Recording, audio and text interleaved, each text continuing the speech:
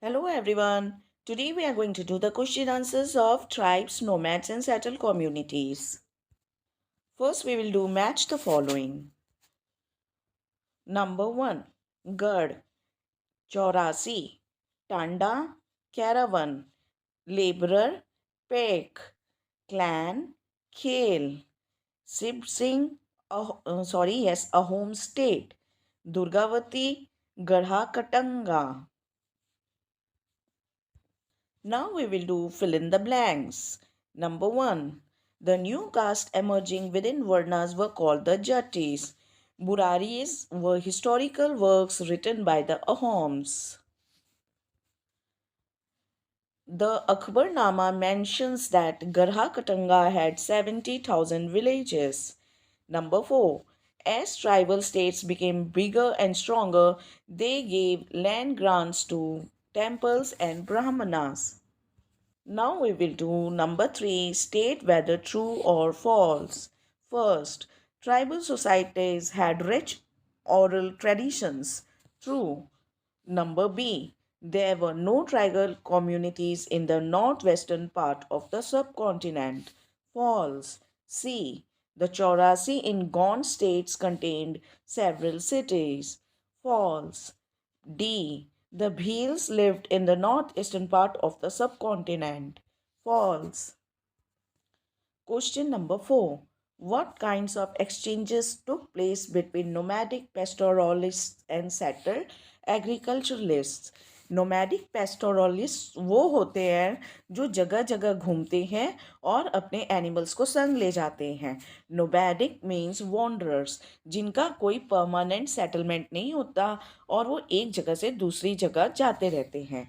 और पेस्टोरलिस्ट का मतलब होता है ऐसे लोग जो जानवर को रखते हैं, पालते हैं, उनके बहुत सारे सामान के लिए, जैसे मिल्क, वूल और भी बहुत सारे चीज़ों के लिए.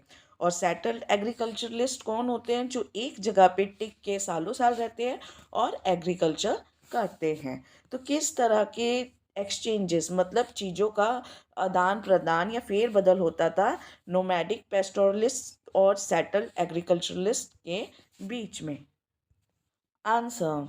The nomadic pastoralists exchanged milk, wool, ghee, etc. with settled agriculturalists for grain, cloth, utensils and other products. तो ये देख लीजिए, जो सारे सामान जो कि नोमैडिक पेस्टोरलिस्ट के पास होते थे, जैसे कि मिल्क, वूल, घी, ये सब जानवरों से आते थे. तो इनके पास वो सब चीज़ तो होता था. और ये जो एग्रीकल्चरलिस्ट होते थे, जो कि एग्रीकल्चर करते थे, उनके पास क्या होता था? ग्रेन, क्लोथ, यूटेंसिल्स यानी कि बर्तन और भी बहुत सामान. तो ये आपस में अदला बदली कर लेते थे. तो सॉर्ट ऑफ पैसे का एक्सचेंज नहीं होता था, चीज और सामान का होता था. Question number 5. How was the administration of the Ahom state organized?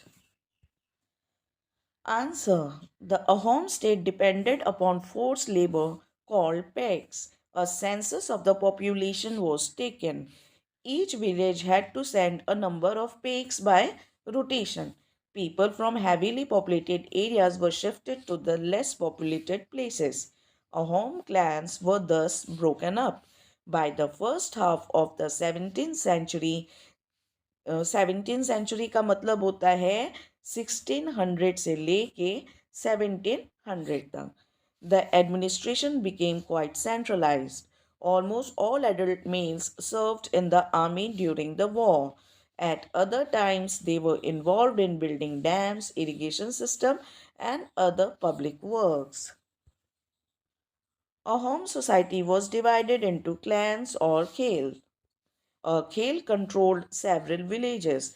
The peasants were given line by the village, sorry, यहाँ पे land होगा, land, land by the village community, which even king could not take it away easily. A home society was very sophisticated. People and scholars were encouraged and were given land grants. तो students, ये जो home state था ये एक tribal society का state था, लेकिन ये बहुत ज़्यादा सोफिस्टिकेटेड था और बहुत अच्छी इनकी एडमिनिस्ट्रेशन थी. इन लोग के फोर्स लेबर प्रिविलेंट था और इनके लेबर को कहा जाता था पेक्स. और ये अपना एडमिनिस्ट्रेशन बहुत ही अच्छे से चलाते थे और इनका एडमिनिस्ट्रेशन क्वाइट सेंट्रलाइज था। और पॉपुलेशन का सेंसस यानी कि गिनती की जाती थी और उसके हिसाब से इन लोगों को काम बांटा जाता था। Number 6, what changes took place in varna based society. Varna based society वो होता है जहाँ पे ब्राह्मणिकल रूल्स चलते हैं और पूरे सोसाइटी को वर्ना के हिसाब से बांटा जाता है, जिसमें हाई कास्ट, लो कास्ट और रिच और पुअर में डिवीजन होती है बहुत ज़्यादा सोसाइटी में। तो इस तरह की सोसाइटी में क्या चेंजेस आए? The following changes took place in the varna based society. In the entire subcontinent, society was already divided on the basis of Varna. Smaller castes or jatis emerged within the Varnas. Rules prescribed by the Brahmanas were accepted by the rulers of large kingdoms. उस समय बहुत बड़े बड़े kingdoms थे, जैसे कि Rajput, Mughals. तो ये सारे रूल्स उन लोग के मीन्स वो लोग एक्सेप्ट करते थे जो कि ब्राह्मणिकल सिस्टम में प्रिविलेंट था। The difference between the high and the low and between the rich and the poor increased. तो ये जो वर्णा सिस्टम था ये किस बेसिस पे था? हाई कास्ट, लो कास्ट और उसके बाद रिच एंड द पुअर। तो ये सब चीज़ बहुत ज़्यादा बढ़ गए थे। This further divided hierarchy between social castes. With the growth of economy and the needs of society, people were with new skills were required. Specialized artisans like Smith होते हैं जैसे कि ब्लैक स्मिथ जो कि मतलब लोहे का काम करता है, गोल्ड स्मिथ जो कि सोने का काम करता है, carpenters, masons were also recognized as separate duties by the Brahmanas. तो जो उनका प्रोफेशन होता था उसके बेसिस पे भी डिवीजन होता था। Question number 7, how did the tribal societies change after being organised into a state. तो बच्चों ये जो ट्राइबल सोसाइटीज़ होते हैं ना, बेसिकली ये कोई भी सिस्टम जो कि ब्राह्मणिकल सिस्टम उस समय प्रिविलेंट था और वर्णा सिस्टम प्रिविलेंट था, तो ये जो ट्राइबल सोसाइटीज़ होते थे ये सब चीज़ फॉलो नहीं करते थे। ये हिल्स, फॉरेस्ट और बहुत ही डिज़र्ट के अंदर वाले एरिया में रहते थे जहाँ की इनको रीच आउट करना भी बहुत मुश्किल था। तो ये अपनी तरीके से अपना पूरा सिस्टम चलाते थे। पर इनके सिस्टम में भी चेंज आया जब ये एक तो स्टेट में ऑर्गेनाइज होने लग गए। Answer. After being organized into a state, the tribal societies changed in the following way. The emergence of large states changed the nature of the tribal society, as the equal society gradually got divided into unequal, यहाँ पे unequal होगा, unequal social classes।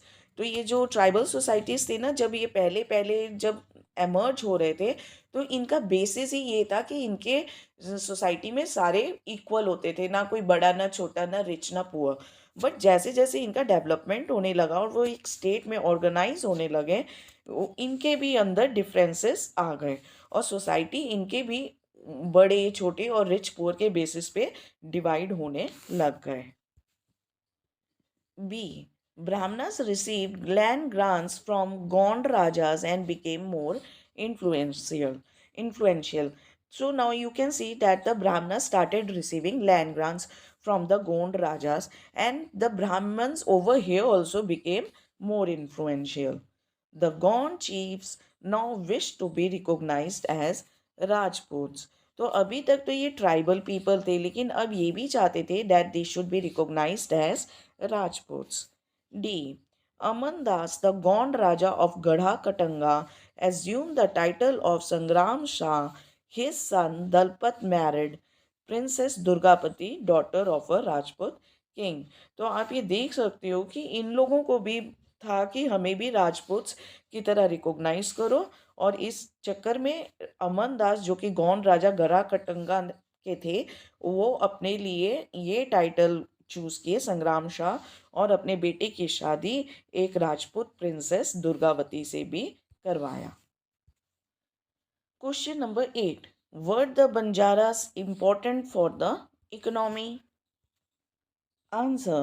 The Banjaras were very important for the economy. They were trader nomads and controlled trade and commerce.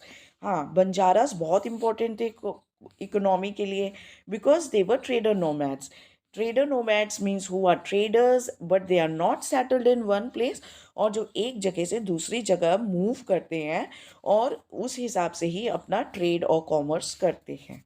They played an important role in the transportation of grains to the city markets. They usually bought grains where it was cheaply available and carried to the places where it was costly. तो आप देख सकते हो कि ये trading करते थे. जहाँ पे कम दाम का ग्रेन मिलता था वहाँ से खरीद लेते थे, और जहाँ पे ज़्यादा दाम का था वहाँ पे बेच देते थे. तो यही तो ट्रेडिंग होता है. From there, they again reloaded their oxen with anything that could be profitably sold in other places. तो और भी सारी चीज़ें अपने ऑक्सन यानी कि बैल के ऊपर लाद के दूसरी जगह पे ले जाते थे.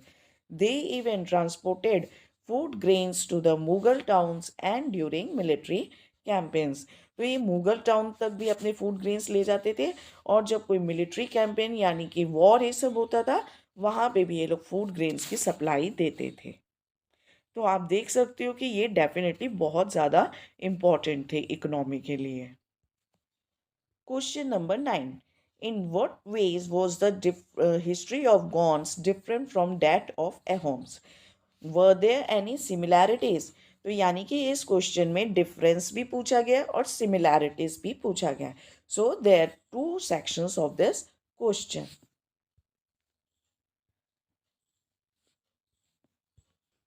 The history of the Gonds was different from that of the Ahoms in the following ways. Number 1. Gonds lived in Gondwana. Ahoms lived in the Brahmaputra Valley. तो आप इस मैप में बड़ी क्लियरली देख सकते हैं कि यहाँ पे गॉन्स रहते थे और अहोम्स इस तरफ रहते थे. ये था सेंट्रल इंडिया जहाँ पे कि अभी का मध्य प्रदेश है, और ये है ब्रह्मपुत्र वैली नॉर्थ ईस्ट में, और यहाँ पे ही ब्रह्मपुत्र रिवर फ्लो करता था. Number 2. Gones practice shifting cultivation or agriculture. Ahoms did not practice shifting cultivation. Shifting cultivation में क्या होता है कि एक जगह कल्टीवेशन करते हैं और फिर थोड़े टाइम बाद उस जगह को छोड़ के आगे बढ़ जाते हैं. नंबर 3. गॉन kingdoms were large. Ahom kingdom was small. Number 4. गॉन किंगडम्स वर डिवाइडेड इनटू गढ़s. Ahom built a large state. Last, number 5. Gonds did not use firearms. Ahom used firearms for the first times. यानी कि गोला बारूद ये सब जो कि गॉन्स नहीं यूज़ करते थे पर अहोम्स यूज़ करते थे. Now let's see the similarities. Both Ahoms and Gonds were tribes. ये अहोम्स और गॉन्स दोनों ट्राइब्स थे. Number B. The Mughals try to control the land of both at different points of time. तो ये जो मुगल्स थे उनका जो भी लैंड था जहाँ पे भी वो रूल करते थे या अपना एडमिनिस्ट्रेशन चलाते थे, तो मुगल्स ने इनका वो लैंड के ऊपर अपना हक जमाने की कोशिश की थी. थर्ड पॉइंट, देयर वर, यहाँ पे वर होगा. There were changes in the society of both due to diversification of occupation. तो जब जब उनके ऑक्यूपेशन बड़ा फैला और डिफरेंसेस या डाइवर्सिफिकेशन आया उनके ऑक्यूपेशन, तो उनकी सोसाइटी में भी चेंज आ गया. पहले उनकी सोसाइटी इक्वल हुआ करती थी. There was no difference on the basis of high caste and low caste और rich and poor. But after the diversification of occupation ये सब कुछ उनकी सोसाइटी में भी आ गया. So guys, this was your chapter tribes, nomads and settled communities. For the rest of the chapters question answer, do subscribe to our channel and do not forget to like and share this video with your friends. Thank you very much everyone.